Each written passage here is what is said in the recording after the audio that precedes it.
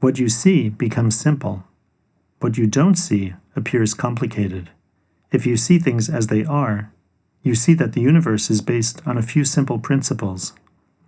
When you don't see, you try to think about things. What possibility is there for us to get somewhere by thinking about the universe? Your body has trillions of cells. If you don't know yourself, look at how complicated your body seems. You also have feelings. Add those in and look at how complicated things become. And then add thinking to that. Look at what a complicated phenomenon this is. Complicated because we don't see, and instead try to figure it out. What does it mean to see? Is it your eyes that see? The maximum credit you can give them is that they see the surface, shape, texture, color, but that's not seeing. In order to see, we need another light, the light of consciousness.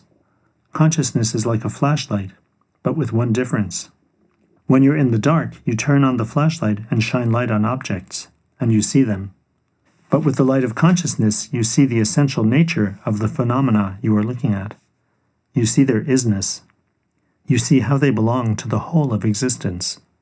You see things in unity, because nothing exists as a separate thing. Everything is interrelated and interconnected. Our education has taught us to look at things separately, to figure them out, and then to try to put the separate pieces together. But there is one problem with trying to understand a house by only studying the materials it's made from. We forget that without the intelligence of the architect, there would be no house.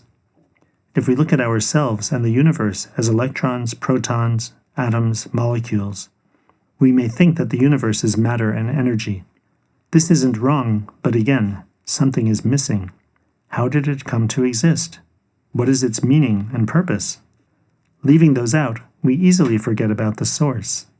Could something as organized as the universe be the result of chance happening?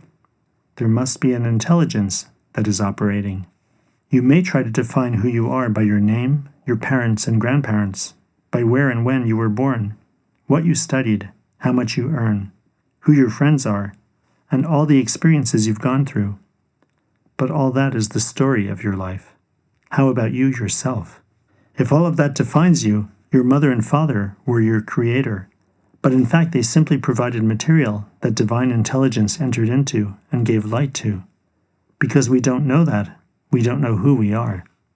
We think our birth is the beginning of our life, and our returning to the earth is our end. No wonder we're always afraid.